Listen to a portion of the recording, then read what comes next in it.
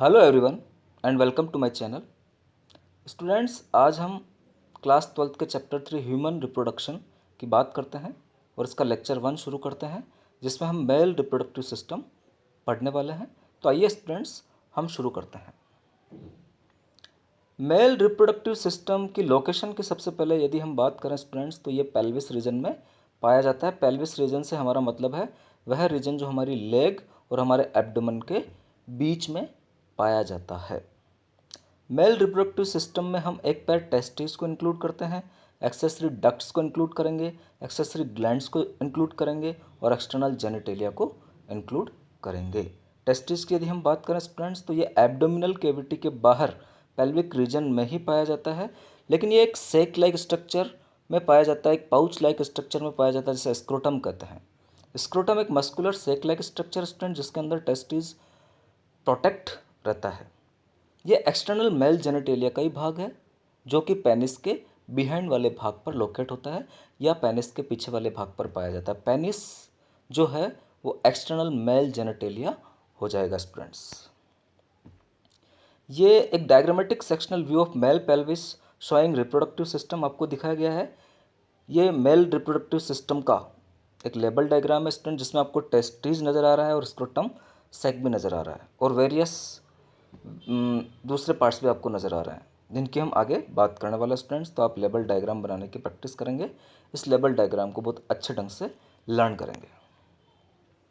Scrotum provides low temperature required for spermatogenesis. Scrotum spermatogenesis की process के लिए low temperature provide करवाता है, क्योंकि स्पर्मेटोजेनेसिस का जो प्रोसेस है स्टूडेंट्स, वो केवल और केवल लो टेम्परेचर पर ही अच्छी तरीके से हो सकता है।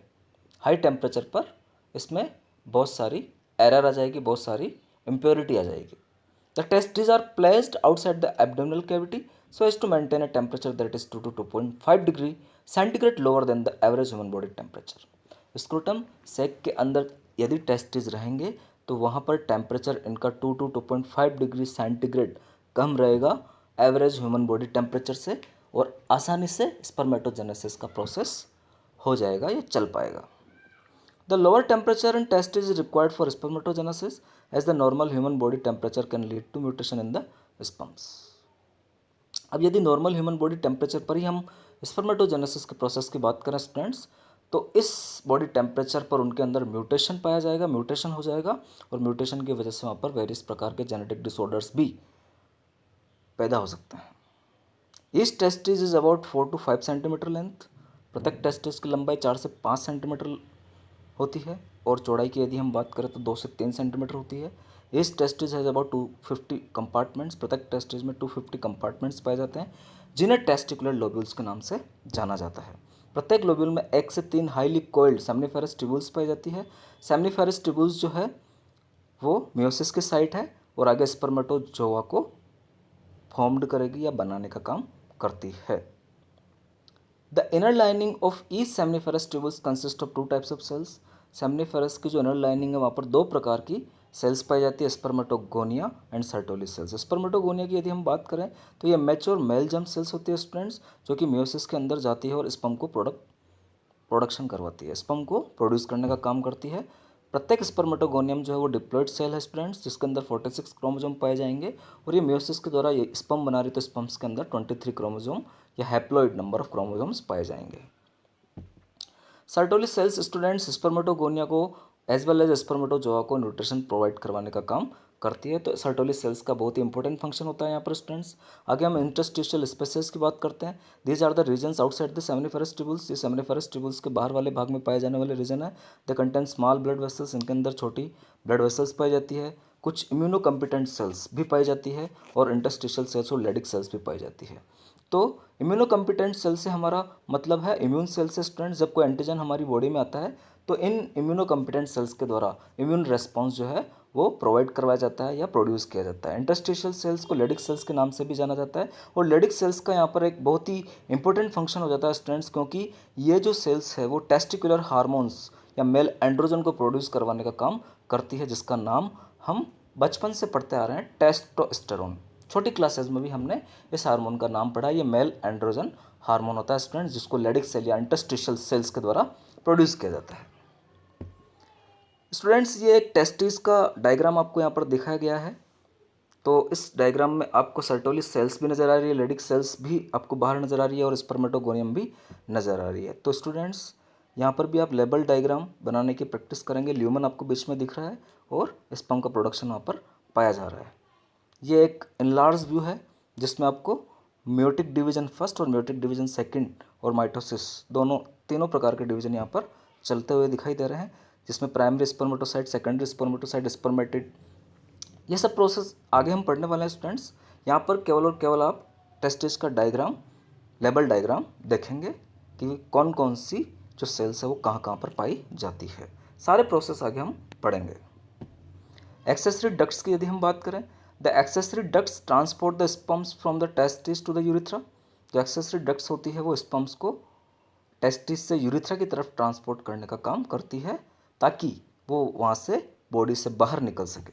यूरिथ्रा के द्वारा ही स्पर्म का रिलीज पाया जाता है। There are 4 accessory ducts in the male reproductive system. Male reproductive system में 4 एक्सेसरी डक्ट्स पाई जाती है, जिनके नेम है रेटेटेस्टिस, वासा एफ्रेंशिया, एपिडिडाइमिस, वास डिफरेंस। सबसे पहली एक्सेसरी डक्ट हम देखते हैं students, rete testis. These are the ducts that connect the seminiferous tubules of the testis to the vasa efferentia। तो ये डक्ट्स होती है स्टूडेंट जो कि टेस्टिस की सेमिनिफेरस ट्यूबुल्स को वासा एफ्रेंसिया से कनेक्ट करने का काम करती है। तो आप लर्न करेंगे स्टूडेंट्स रेडर टेस्टिस। आपसे पूछा जा सकता है क्वेश्चन, आप लर्न करेंगे कि रेडर टेस्टिस क्या होता है। तो रेडर टेस्टिस एक डक्ट है स्टूडेंट जो कि टेस्टिस की सेमिनिफेरस ट्यूबुल्स को वासा एफ्रेंसिया से कनेक्ट करने का काम करती है। वासा एफ्रेंशिया की बात करते हैं, these ducts leave the testis and open into the epididymis. फिर टेस्टिस से वासा एफ्रेंशिया निकलती है, बाहर निकलती है और एपिडिडाइमिस वाले भाग में जाकर खुलती है। That is located in the posterior surface of इस टेस्टिस, जो कि टेस्टिस के प्रत्येक टेस्टिस के पोस्टीरियर सरफेस पर पाया जाता है या पाई जाती है। एपिडिडाइमिस की बात कर रहे हैं स्टूडेंट्स।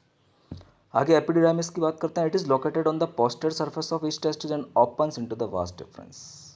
पोस्टीरियर सरफेस पर पाया जाएगा आपका एपिडिडाइमिस और वास डिफरेंस में जाकर ओपन हो जाएगा। वास डिफरेंस की यदि हम बात करें, इट इज ए डक्ट, ये एक डक्ट है that ascends into the abdominal cavity and loops over the urinary bladder.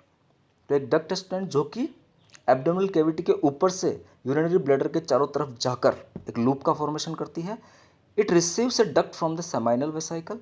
यहाँ पर सेमाइनल वेसाइकल वाले भाग से डक्ट आती है and opens into the urethra as ejaculatory duct, और यूरिथ्रा में जाके ओपन हो जाती है, जिसे हम एजेकुलेटरी डक्ट के नाम से जानते हैं।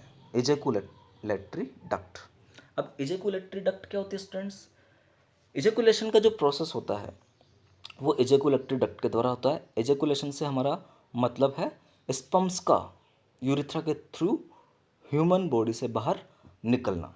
Ejaculatory duct the store and transport the sperms from the testis to the outside through the urethra. जैसा कि अभी मैंने बता ही दिया, एजेकुलेटरी डक्ट जो है वो स्पर्म को स्टोर और ट्रांसपोर्ट करने का काम करेगी और इसके अलावा यूरिथ्रा से बाहर निकालने का काम भी एजेकुलेटरी डक्ट का हो जाएगा। यूरिथ्रा की बात करते हैं। It is a thin muscular tube, एक छोटी पतली मस्कुलर ट्यूब होती है। It originates from the urinary bladder, और इसका ओरिजिन यूरिनरी ब्लैडर से होता है।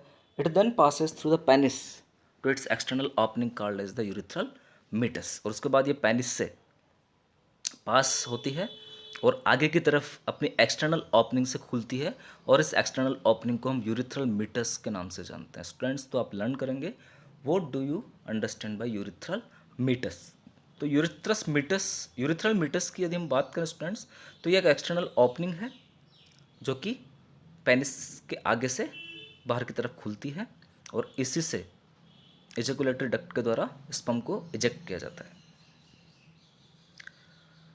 ये आपका diagrammatic view of male reproductive system दिखाया गया है। Part of test is open to show inner details.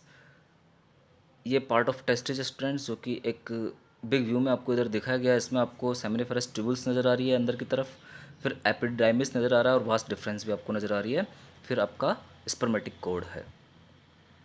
तो स्टूडेंट्स आप सारे पार्ट्स लर्न करेंगे, कौन कौन सा पार्ट कौन कौन सी जगह है आप बनाने की कोशिश करेंगे लेबल डायग्राम।